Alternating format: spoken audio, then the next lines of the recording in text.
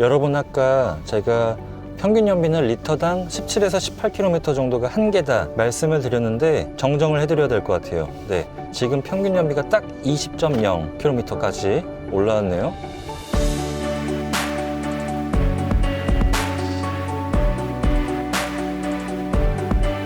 네, 안녕하세요. 로드테스트 강중희 기자입니다. 토요타 시에나 하이브리드 사러 왔습니다. 네, 지금 아침에 여기 롯데월드몰에서 출발을 해서 이제 오늘 오후 5시까지 꽤 길게 탈 건데 지금 본 지 얼마 안 돼 갖고 조금 낯설어요. 낯선데 우선 지금 가장 크게 눈에 들어오는 거는 이런 저속 구간에서는 EV 모드로만 달리다 보니까 되게 낯섭니다. 아, 정말 조용하네요. 정말 조용하고 지금 기름이 가장 가득 찬 상태인데 트릭 컴퓨터에는 주행 가는 거리가 919km로 나오네요. 이 정도의 덩치를 감안하면은 이 900km가 넘는 숫자가 정말 대단해 보입니다. 네. 자, 약한 방지턱을 넘었을 때 조금 하체가 단단하다는 느낌을 주네요. 기존 시에나 같은 경우는 조금 물렁하다는 느낌이 들었는데 지금도 이 음세를 지날 때 약간 단단하다는 느낌을 줍니다.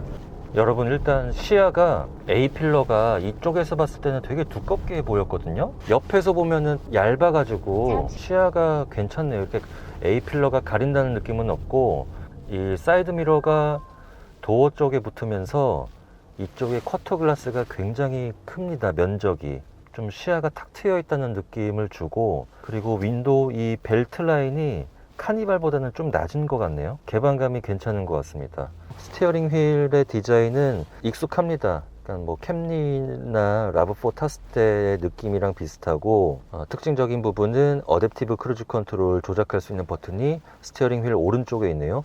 그리고 생각보다 토요타 운전대는 이렇게 가죽의 감촉이 좋지 않았었는데 이 차는 괜찮네요. 또 손이 많이 가는 부위, 이쪽은 또 타공 가죽을 씌워놔서 움켜졌을 때 느낌이 괜찮습니다.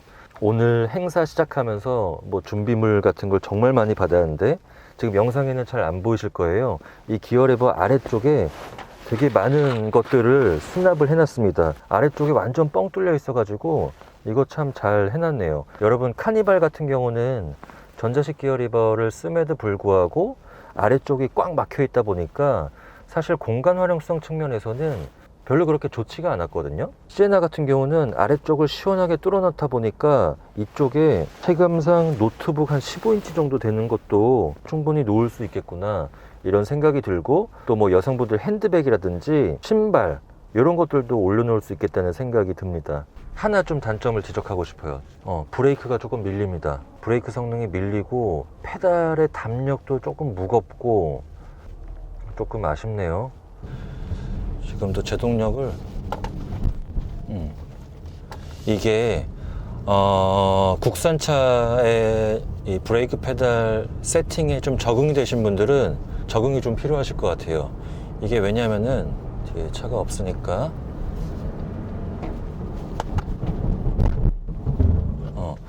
브레이크 제동력은 이 체격을 감안하면은 그래도 그렇게 나쁜 수준은 아닌데요. 이 브레이크 페달의 이 유격점이라고 하죠. 보통 이게 좀 짧고 좀 묵직합니다. 그래서 페달을 밟을 때 오른발로 좀 강한 힘을 줘야 되네요. 그래서 오히려 가속 페달하고 이 담력에 좀 이질감이 있습니다. 가속 페달은 나름 좀 가볍고 경쾌한 편이거든요. 하지만 브레이크 페달은 상대적으로 가속 페달보다 묵직하기 때문에 두 페달 사이에서 적응을 좀 하셔야 될 것 같아요. 저속 구간에서는 전기 모터로만 달리는 EV 모드가 많이 개입이 되다 보니까 정말 쾌적하고 조용합니다. 일단 그 느낌이 너무 좋습니다. 카니발 디젤 같은 경우는 아무래도 지금 신형도 마찬가지지만 진동이 많이 올라오긴 올라오거든요. 신차 때는 괜찮았는데 제가 주행거리 한 7,000km 정도 달린 카니발 디젤을 탈 기회가 있었는데 그 차 생각보다 진동이 많이 올라와 갖고 조금 아쉬웠습니다. 플랫폼이 바뀌고 엔진도 바뀌었지만은 이 진동 자체가 미니밴 차체의 한계인가 이런 생각이 들 정도로 좀 아쉬웠는데, 그렇다고 카니발 3.5 가솔린을 가기에는 배기량도 높고 또 출퇴근으로도 이용을 많이 이제 아빠들께서 하실 거잖아요. 시에나 하이브리드 같은 경우는 정말 조용한 가솔린 고유의 느낌을 지키면서 연비는 디젤 이상으로 나온다는 거, 그게 이 차의 가장 큰 핵심 가치일 것 같습니다. 이 차 시스템 최고 출력이 240마력 정도인데 최대 토크 같은 경우는 엔진하고 전기 모터가 가속할 때 두 가지 동력원이 동시에 시너지를 내다 보니까 오디세이 3.5보다 초반 가속이 더 경쾌한 느낌도 듭니다. 그런 부분도 하나의 장점이라고 말할 수가 있겠네요. 저도 지금 개인적으로 하이브리드 모델을 타고 있는데요. 이제 하이브리드 차 같은 경우는 연비만 강조했을 뿐이지 가속 성능이나 달리는 맛은 좀 떨어진다, 이렇게 생각하시는 분들이 계실 것 같아요. 근데 사실 하이브리드 같은 경우는 가속할 때 이 가솔린 엔진하고 전기 모터가 같이 이제 두 가지 동력원이 시너지를 내서 한 방에 빡 밀어주기 때문에 일반 가솔린 모델보다 가속 성능이 더 시원하다는 느낌을 많이 받습니다. 전기 모터 같은 경우는 최대 토크가 굉장히 세거든요. 제가 비교를 해보자면은 얼마 전에 탄 혼다 오디세이 3.5 가솔린, 그 모델보다 가속할 때 굉장히 좀 시원시원하게 나가네요. 경쾌하다는 느낌을 많이 줍니다. 여러분들 미니밴 사시더라도 물론 주말마다 가족이랑 어디 장거리 여행 자주 다니고 싶다, 이런 목적으로 사시겠지만, 그래도 차가 뭐 2대 3대에 굴리실 거 아니면 이 차로도 월화수목금까지는 출퇴근 하실 거잖아요. 직장까지. 바로 이런 구간에서 기름값 걱정을 좀 줄여준다는 거. 네, 이 차가 지금 182km 달리는 완전 새 차입니다. 한 길들이기 3000km 정도 끝나면은 이거보다 연비 더 잘 나올 것 같아요.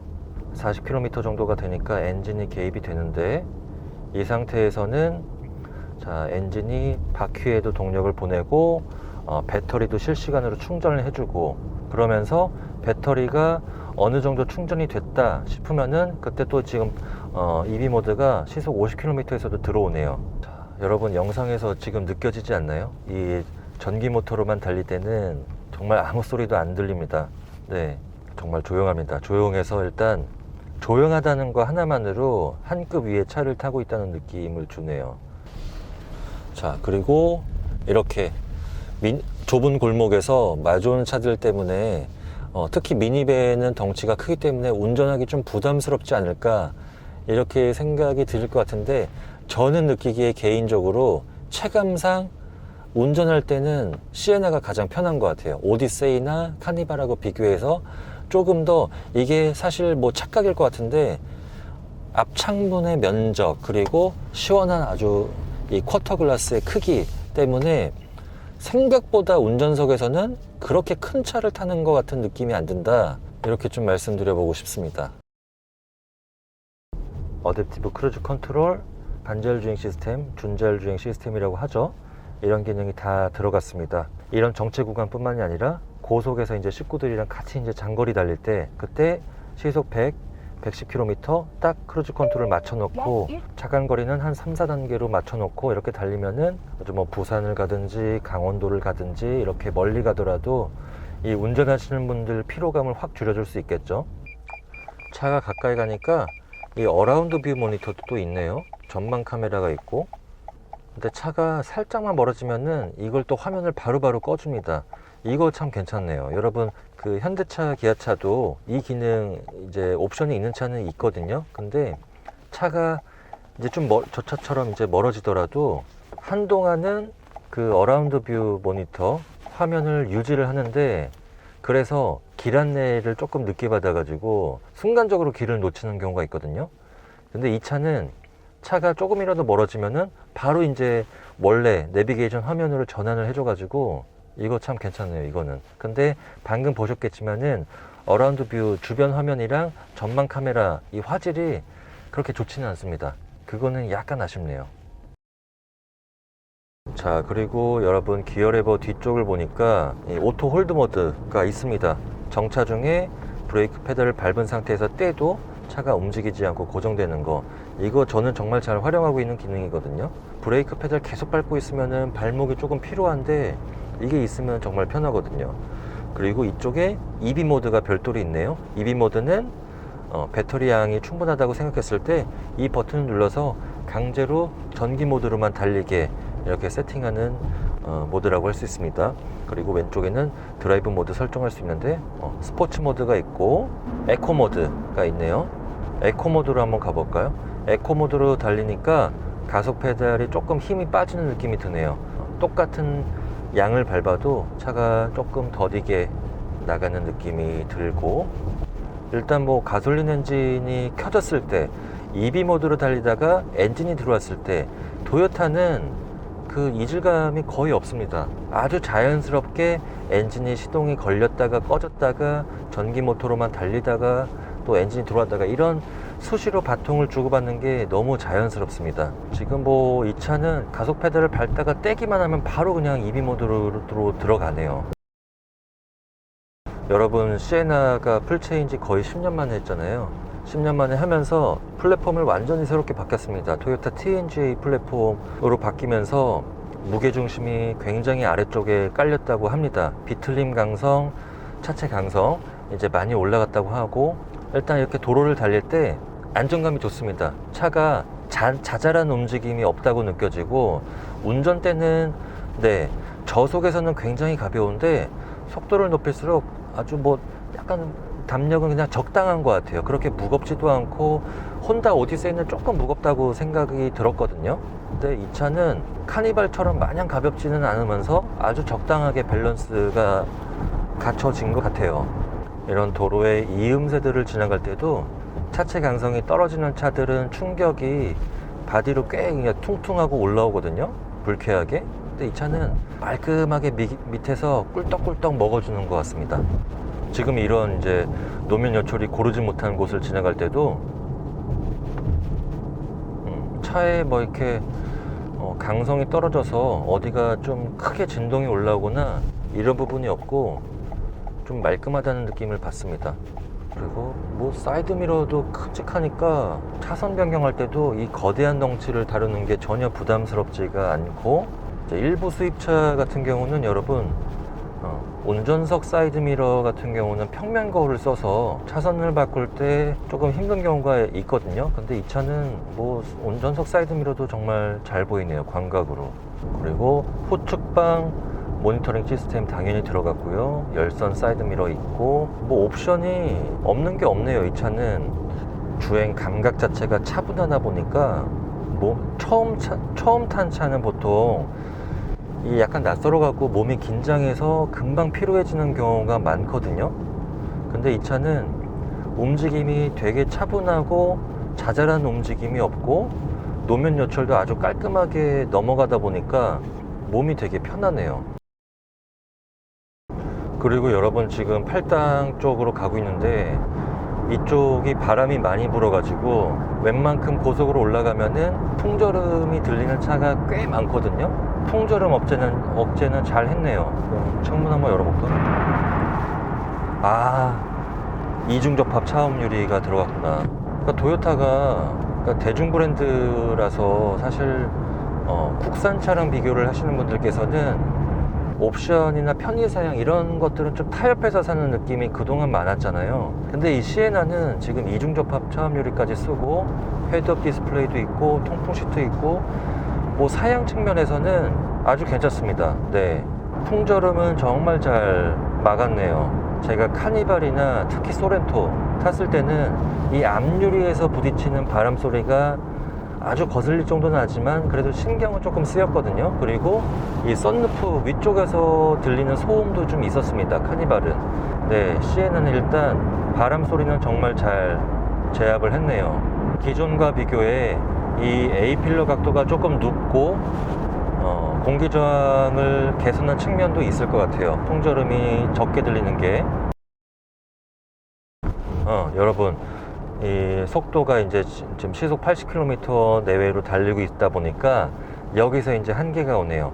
아까 리터당 18km까지 찍었던 연비가 속도가 좀 올라가니까 17km대로 떨어집니다. 사실 미니밴에서 체감하기 힘들었던 연비죠, 이 수치가. 기름값은 확실하게 아껴줄 것 같습니다. 자, 그리고 하이브리드 혜택 자잘한 게 많죠. 공용주차장 일단 50% 감면. 저도 이제 하이브리드를 타면서 뭐 많은 분들이 이렇게 얘기하세요. 그거 주차비 뭐 얼마나 나온다고, 뭐 그거 아껴 뭐 2, 3천 원 아껴서 뭐 한다고.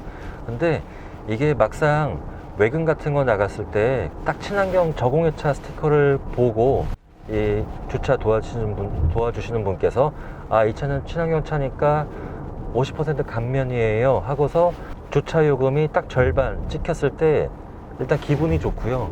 한 3, 4천 원 아낀 돈으로 커피 한 잔 사 먹을 수가 있으니까 그렇게 생각하니까 또 괜찮더라고요, 이게. 그리고 남산 1호터널, 남산 3호터널 가끔 이용을 하는데 여기도 하이브리드 차는 100% 면제입니다. 다른 차들 그 카드 꺼내서 찍으려고 이제 속도 줄일 때 가장 하위 차선으로 빠져가지고 슝 하고 지나갈 수가 있죠. 그거 2,000원 이제 면제. 그런 거 이제 모아서 커피 사 먹으면 되고, 마냥 이제 기름 아끼려는 용도 이렇게 접근할 필요도 없는 게, 일단 이산화탄소 배출량이 이 시에나 하이브리드, 이 정말 거대한 차가 거의 100g per 킬로미터 수준밖에 안 되거든요. 특히 이 환경에도 기여를 한다는 점, 앞으로도 이러한 하이브리드 차는 더 지금보다 많아져야 한다고 생각을 합니다. 여러분, 아까 제가 평균 연비는 리터당 17에서 18km 정도가 한계다 말씀을 드렸는데 정정을 해드려야 될 것 같아요. 네, 지금 평균 연비가 딱 20.0km까지 올라왔네요. 아까 전에 순간적으로 가장 높게 기록했을 때가 20.9까지 나왔었거든요. 교통량이 좀 줄어들고 정속주행을 했을 때는 한 21km까지도 나오는 것 같아요. 이만한 체격에 이 정도 연비가 나온다고 하면은 메리트가 상당히 괜찮은 것 같습니다. 어제 올린 영상에 저희 독자분께서 3열 시트를 접고 달렸을 때 덜그덕거리는 게 없는지 그거 한번 체크 부탁드린다고 말씀하셔가지고, 뭐 잡소리나 이런 거는 그렇게 없습니다. 아까 전에도 말씀드렸지만은 노면 요철이 고르지 못한 곳을 지나가거나 방지턱이나 이런 데를 넘었을 때 차체 강성이 떨어지는 차는 차체를 타고서 진동이 많이 올라오는데, 근데 이 차는 플랫폼이 바뀌면서 확실히 강성이 많이 좋아졌다는 것을 체감을 하고 있습니다. 차가 불필요하게 찌그덕거리거나 잡소리를 유발하거나 이런 부분이 없습니다. 그래서 차가 굉장히 매끈하다는 느낌을 주네요, 오늘 운전하면서. 자, 그리고 여러분, 이 시에나는 전륜구동 모델하고 사륜구동 모델 이렇게 두 가지로 나누는데요. 근데 가격 구성이 조금 재밌죠? 전륜구동 모델이 6,400, 사륜구동 모델이 6,200, 사륜이 더 저렴합니다. 자, 도요타 코리아가 조금 가격 구성을 재미나게 해놨습니다. 제가 지금 타고 있는 거는 전륜구동 모델인데요. 오히려 전륜구동 모델이 옵션이 조금 더 빵빵합니다. 가장 큰 핵심은 이 헤드업 디스플레이하고 2열의 오토만 시트, 이 두 가지라고 할 수 있고, 이 2열 지붕에 있는 모니터, 크게 이 세 가지라고 할 수 있습니다. 자, 헤드업 디스플레이가 아마 영상으로는 지금 낮 시간대라 잘 안 보이실 것 같아요. 또 카메라 각도도 있고, 근데 사이즈가 크고 숫자들도 큼직하게 나오고 좋네요. 확실히 계기판을 볼 일이 적고, 계속해서 속도를 확인할 때도 전방 시야를 유지를 하면서 확인할 수가 있어서 더 좋습니다. 카니발에는 헤드업 디스플레이가 없죠. 그리고 이따가 뒤에 말씀드리겠지만은 오토만 시트가 사륜구동 모델도 역시 독립 시트로 구성이 된 건 동일한데, 오토만 시트는 이 무릎 받침대가 나오고 있습니다. 이 무릎 받침대는 수동으로 조절하기는 하는데 뭐 항공기 1등석 같은 편안함을 준다고 합니다. 나는 이 세 가지 옵션이 필요 없다, 나는 오히려 사륜구동이 들어가서 겨울철에 조금 더 안전하게 달리고 싶어, 이런 분들께서는 좀 더 저렴한 가격에 사륜구동 모델을 구입하시면 되니까 고민이 좀 되실 것 같아요. 근데 주행 느낌 자체는 아마 전륜이나 이륜이나 이런 마른路面에서는 주행 차이를 크게 느끼지는 못할 것 같아요. 저도 아직 사륜을 타보지는 못했는데 그 시에나 사륜구동이 여러분 라브4에 들어간 E4 시스템하고 동일합니다. 도요타 하이브리드 시스템은 기본적으로 전기 모터를 2개를 쓰는데, E4 시스템이 적용된 사륜구동 모델 같은 경우는 전기 모터가 3개입니다. 앞에 2개는 기본적으로 동일한데 뒷차 축에 전용 전기 모터가 하나 더 있습니다. 그래서 이 뒤에 있는 전기 모터가 필요에 따라서 뒷바퀴를 굴려주는 거예요. 그래서 사륜구동 효과를 내는 거고, 다른 브랜드의 모델하고는 다르게 일반 사륜구동 모델 같은 경우는 엔진의 힘을 뒷바퀴로 나눠주는 중앙에 드라이브 샤프트가 길게 들어가거든요. 토요타의 E4 시스템은 드라이브 샤프트가 없습니다. 그래서 일반적인 사륜구동 차보다 무게가 가볍습니다. 이 드라이브 샤프트 무게가 굉장히 무겁거든요. 다른 브랜드의 4륜구동차보다 훨씬 가볍고 전기 모터가 필요에 따라서 뒷바퀴만 따로 이제 굴려주기 때문에 연비 효율도 높여주면서 여러모로 장점이 많은 시스템입니다. 네. 이번 겨울에 눈 정말 많이 왔잖아요. 물론 4륜이 들어갔다고 해서 눈길에서 무적은 아니지만 그래도 4륜구동이 있고 없고의 차이는 확실하기 때문에 올해 겨울에도 이제 눈이 또 그렇게 안 올 거라는 보장이 없잖아요. 겨울에는 또 스노우 타이어까지 껴가지고 걱정 없이 타고 다니고 싶습니다. 그래서 당장 고를 수 있는 선택지 중에서는 연비 좋은 모델은 시에나 하이브리드가 유일할 것 같아요. 꼭 연비 좋은 파워트레인을 선택을 하고 싶은데 이제 디젤은 얼마 수명이 남지 않은 것 같고 더 이상 진동이랑 소음 때문에는 스트레스를 받고 싶지 않다, 이런 분들께서는 조금 더 금액을 투자해서 사셔도 저는 후회는 하지 않을 거라고 확신이 듭니다. 자, 오늘 리뷰는 여기서 마무리를 하도록 하고요. 저희가 다음 달에 기회가 된다면은 미니밴 차종을 한번 모아서 비교 시승 한번 정보를 전달해 드리는 시간, 기회를 한번 가져보도록 하겠습니다. 고맙습니다.